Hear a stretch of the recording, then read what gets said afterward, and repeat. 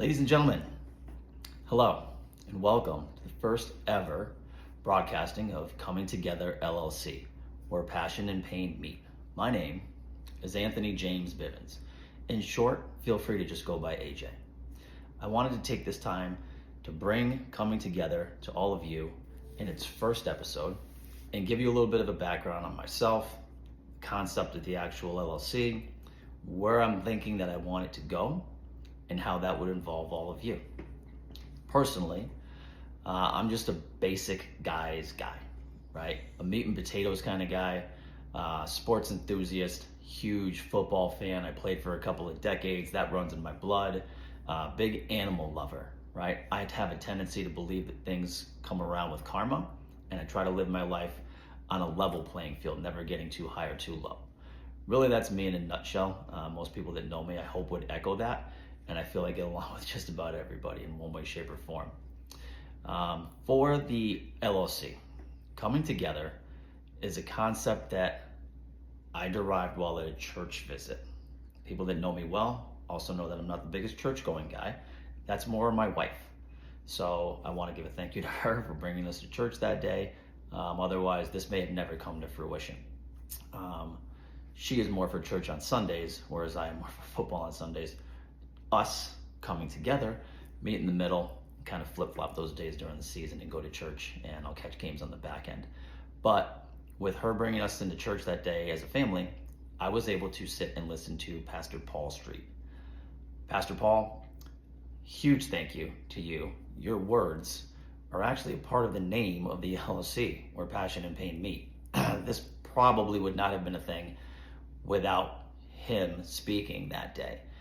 I'm sure all of you have one of those situations where you're either at a church or maybe you're at a concert or something where there's dozens of people, hundreds of people, thousands of people.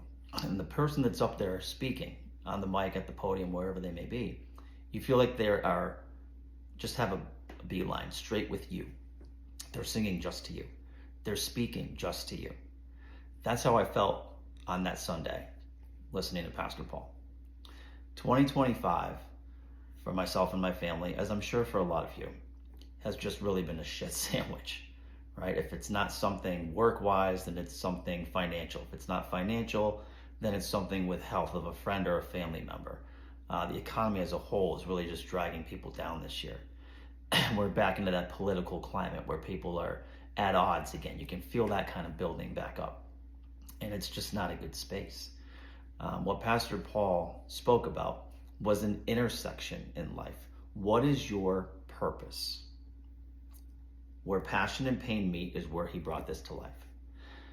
For him, speaking about things that you are passionate about, right? Things that would trigger you, like gun trafficking, human trafficking, homelessness, things of that nature. Things that you would get up and say, oh, I'm really passionate about that, against that. But are you the kind of person who would speak on that and say, I hate homelessness, it shouldn't be happening? And then when someone comes to you and says, hey, let's go downtown to the homeless shelter and help these people out, are you the one that goes down there to the shelter? Are you the one that puts the hands up and says, oh no, wait a minute, I have all these things to do, I just don't like that? In which case you're talk and no action. I felt like I'm kind of a hybrid of that. There are times where I will pull off and help some homeless people off the side of the road, get them something to eat.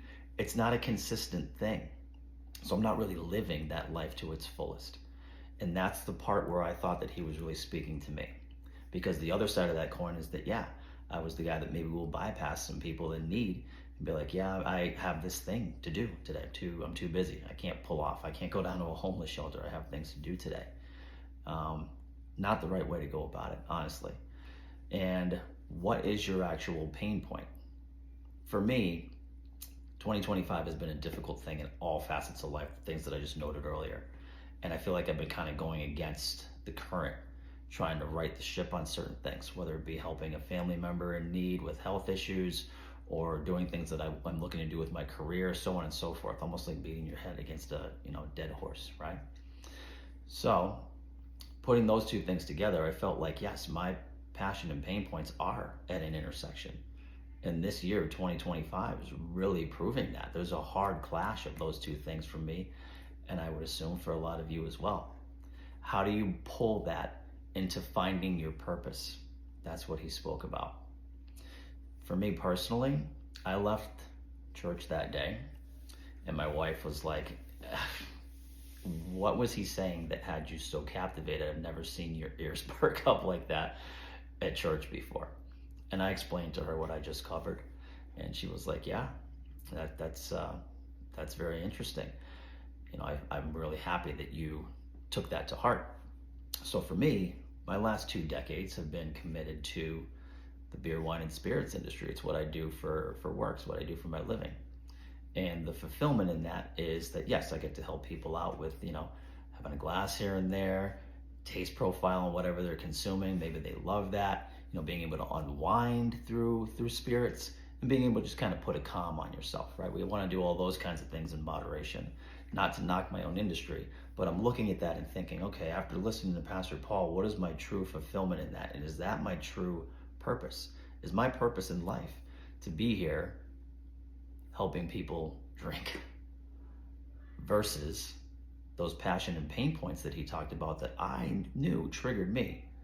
And should I be helping more so with things that really upset me, that drive my mental, like homelessness that I see out here in Arizona, which is where our family is every day, or with child trafficking or gun trafficking or drug trafficking, all these things that we see on TV that, we kind of let the police and the government handle, when in actuality, the people are the ones that have the numbers. And we can do more good or bad in any situation versus those other entities if we always just come together, right? That's really the point. So I decided that my voice should be directed elsewhere. And that's where I'm coming to all of you here with this first episode of Coming Together. The concept is that we make this a platform collectively.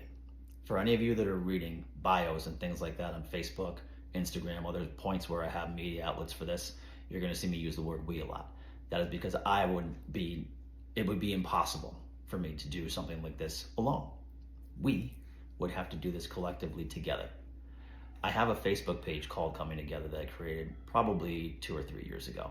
It had a rule where there was no political talk allowed. Political talk would get you booted out of there.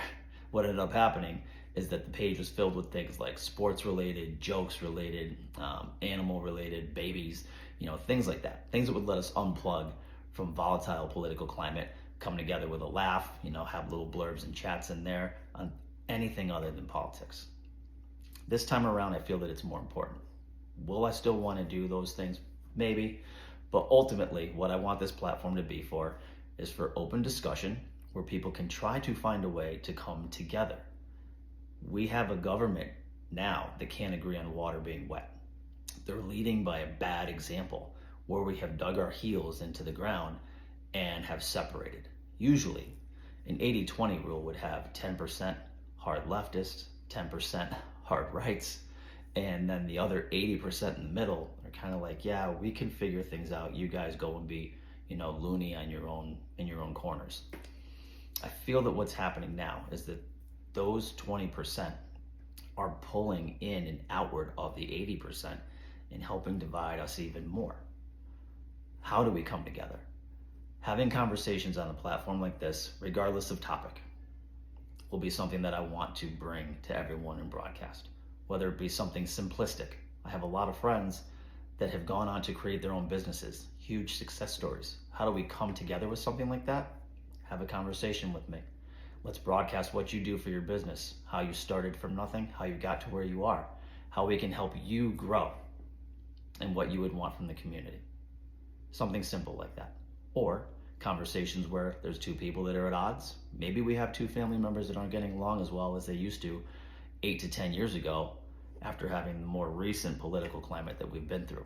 Maybe 2 people want to hop on and have me as a mediator, whatever the case may be. Just be able to vent and find a way to settle differences and come together. Can we agree on everything? No. Should we agree on most things? Yes. There needs to be a way to communicate in a fashion where we actually resolve something. Too many times the conversation is based around proving your point, showing somebody else up to be wrong, and then just ticking each other off, going back in our separate quarters, and nothing was solved. So The purpose of these conversations on this platform would be one where they're open-minded conversations where the people are truly looking to hear out the other side, find a good vantage point where they can agree with and bring things together. And if there are two sides that really can't fully come together, but can find some kind of common mesh in the middle, that's all it's about. That's really all it's about. That would be the conversational piece of coming together. You'll see in the bios when you look on social media that I label this as a multi-level approach. By that I mean conversations being one, where we can go through an approach in a format the way that I just explained, but also just celebrating good, right? Just celebrating everything that we do in life that's good. News outlets bring us 90% negativity. That's not what we need to be focusing on, right? Maybe it's someone that walked an old woman across the street. Maybe it's someone that was in the front line of a Dunkin' Donuts and paid it forward and caused a ripple effect 10 cars back with everybody that was paying for everybody else. You'll see on my social media pages that there's a couple things that I've already done where I pulled off and helped some people that are homeless here in Arizona. Got them some food, just talked to them really quick, peeled off the road, went and got them something to eat, came back, fed them, had a quick little discussion with them, and you'll see some pictures and a couple short videos of those visits that I had over the last couple weeks with those people. Maybe I'm doing some more of that. I won't pigeonhole this into one specific category, but I want it to be something that's broad, that has one generalization as a common thread, and that's goodness. Just doing well for each other. That is what coming together is about. My vision as we go and grow would be to bring this to a bigger scale, grow this from dozens of people to hundreds of people to thousands to possibly millions, to where we can all bring something together on one singular platform and have some kind of agreement. And if we don't, we can try wholeheartedly to figure it out. We as people throughout this country have more control than we realize, but we're giving it all away. The government is supposed to serve us. We vote them in, and then they are supposed to act on what they were voted in to do by the people. It's more like they're telling us to do in today's world, and we're just kind of following based off of what we hear on major news outlets. Yes, there's a lot of other outlets now that we can go to dig up information, and there's still so many things that we can't debunk, that we can't figure out. We're in this cycle of a gray area that we shouldn't be in. Things should be more simplistic than that. So again, that is coming together in a nutshell. That is where passion and pain meet from Pastor Paul. I hope that you guys will be able to gravitate to this. This is a concept, not something that I'm giving out that's tangible. So hopefully the feed comes back with some people that want to chat, some people that want to share the good things that they're doing, some people that want to tout things, and we can help stretch you out to more people. All right. These upcoming episodes, first one, which is going to be next Tuesday. I want to do these on Tuesday evenings, Arizona time, let's say 5 o'clock. That'll put it out to my East Coasters around 8. I feel like that is one of our most dull days, right? Nothing crazy going on television, no sports, nothing like that. Trying to balance it out in a window where Arizona people would maybe be able to catch this prior to dinner. East Coast people would be able to catch this after dinner. Feel free to give me suggestions if you would like a different time, but I feel that Tuesday is a good concrete day to lay down for broadcasting. I'm going to probably look to do this on an every other week basis to start to close out the year. And then as we get into 2026, if things are going well and the response is good, maybe be able to ramp things up and get going on an every week basis. 10, 15, 25 minutes in a clip, something simple like that. Something that we can really all pull together and gravitate to. With that said, next Tuesday is going to be a broadcast meeting between me and my friend Corey, who I will let introduce himself when we do our Zoom. Had a concept of something that I don't want to fully give it away, but how do we come together on what's going to be upcoming? It's based more around health, wellness, and physical well-being. Let's put it that way. The first time that he did it, it went off without a hitch. It was a blast. He had a lot of calls to do it again. It went kind of dormant, and I spoke with him a couple weeks ago and was like, hey, can we do that thing again? And maybe could we bring it out to all the people, put it on social media, and try to get the group to be bigger and bring more people together in what you were doing the last time. He agreed. Thank you, Corey. Look forward to talking to you next week. And this one's going to be special, guys. This one to kick us off, really, for the first actual one-on-one meeting that I'm going to have with somebody else. This one's going to be fun. This is something that everybody can get involved in. This is something that most of you are probably already doing. And this is something that will really just be upbeat, uplifting, getting us off on the right foot, the way that I want Coming Together to be day after day as a whole. So with that said, thank you for watching.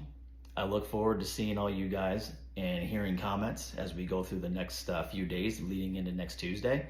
And yeah, look for us next Tuesday to unveil what our first to-do will be with Coming Together.